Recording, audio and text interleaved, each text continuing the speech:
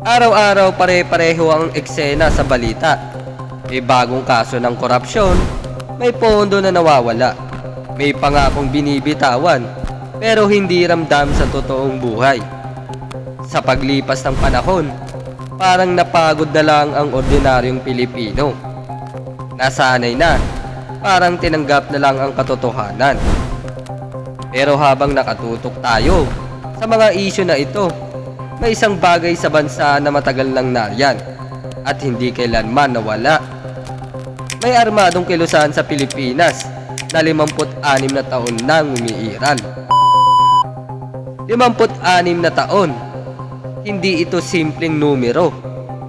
Ibig sabihin nito, mas matagal pa silang nariyan kaysa sa karamihan ng ahensya ng gobyerno. At mas matanda pa sila kaysa sa karamihan ng Pilipinong buhay ngayon. Ilang administrasyon na ang dumaan, ilang kampanya na ang nailunsad, ilang beses nang sinubukan tapusin ang problema. Pero hanggang ngayon, nandyan pa rin sila. Nagsimula ang New People's Army noong 1969, sa panahong malinaw na malinaw pa ang pagkakahati ng mundo. Noong Cold War, ideolohiya ang labanan. Pero matagal nang tapos ang panahong yon.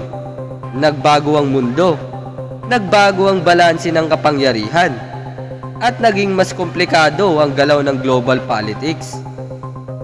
Sa kabila ng lahat ng pagbabagong ito, isang bagay ang nananatili. Ang NPA ay hindi tuluyang nawala. Kapag ang isang armadong kilusan ay umaabot ng higit 5 dekada, malinaw na hindi lang ito tungkol sa baril o ideolohiya. Nabubuhay ang ganitong grupo dahil may mga problema sa loob ng bansa na paulit-ulit na hindi naaayos. Hanggat may kahirapan sa kanayunan, mabagal ang hustisya, mahina ang mga institusyon, at maraming Pilipino ang nakakaramdam na hindi sila pinapakinggan. May puwang para manatili ang ganitong kilusan. Hindi nila kailangang maging malakas sa lahat ng oras. Kailangan lang nilang manatiling buhay. Ngayon, ilagay natin ito sa mas malaking konteksto ng kasalukuyang geopolitics. Ang Pilipinas ay nasa isang sensitibong posisyon, lalo na sa usapin ng West Philippine Sea at sa mas malawak na tensyon sa rehiyon. Habang tumitibay ang mga alliance ng bansa at mas nagiging malinaw ang panlabas na tindig nito, nagiging mas mahalaga rin ang anumang puwersang kayang magpahina sa loob. Sa ganitong klaseng laro, ang isang umiiral na armadong kilusan ay hindi lang basta internal problem. Isa itong existing leverage.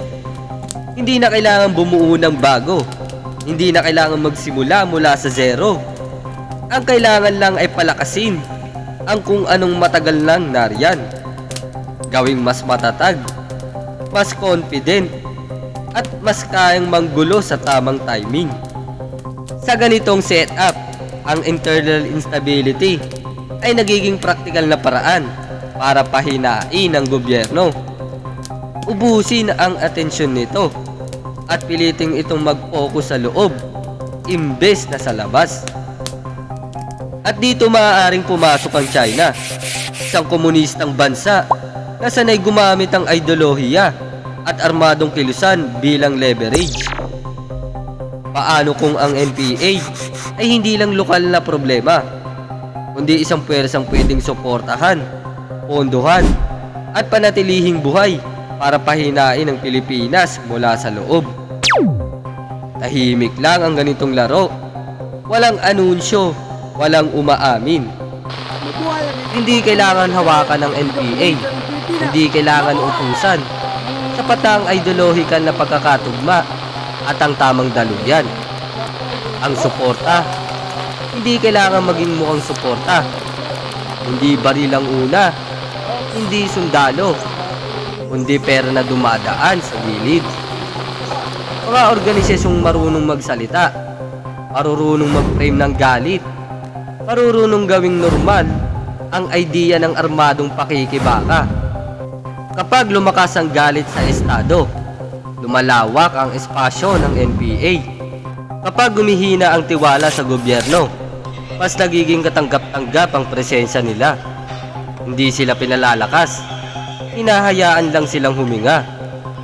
At habang mas umiinit ang banggaan ng Pilipinas at China sa labas, mas nagiging kapakipakinabang ang gulo sa loob. Maaaring mas maraming sundalo ang nakatali sa kanayunan. Mas maraming budget ang nauubos sa internal security. Mas pagod ang estado. Mas mabagal ang galaw. Hindi kailangan manalo ang NPA. Ang kailangan lang ay manatili sila bilang estorbo, banta at pressure. Habang abala ang estado sa West Philippine Sea, sa regional security at sa diplomatic positioning, ang loob ng bansa ay hindi naman biglang umayos. Nariyan pa rin ang korupsyon, nariyan pa rin ang kahirapan, nariyan pa rin ang pakiramdam ng maraming Pilipino na napag-iiwanan sila. At sa ganitong kondisyon, ang isang armadong kilusan ay hindi kailangang magpakitang gilas araw-araw. Sapat na ang presensya, sapat na ang banta na kaya nilang gumalaw. Dito mas nagiging malinaw ang lohika ng proxy war sa modernong panahon. Hindi na kailangan ng direktang digmaan para pahinain ang isang bansa kung may kahinaan na ito sa loob. Tulad ng armadong grupo, galit ang mamamayan, mababang tiwala sa gobyerno. Mas epektibo itong gamitin bilang pressure point kaysa sa lantaran at magastos na komprontasyon. Tahimik ang galaw, pero tuloy-tuloy ang epekto. Mahalagang tandaan na ang ganitong analysis ay hindi umaasa sa isang dokumentong inilabas sa publiko o sa isang impormasyon. Sa security analysis, mas mahalaga ang pattern at timing. Kailan mas nagiging active ang galaw?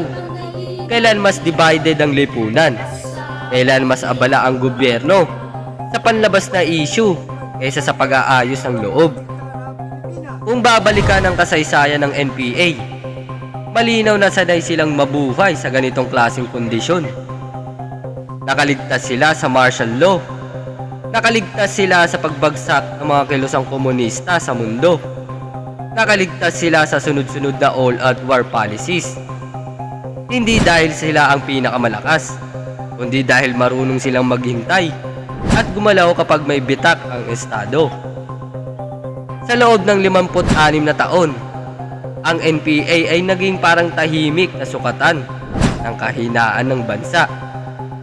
Kapag maayos ang lipunan at may tiwala ang tao sa institusyon, humihina sila.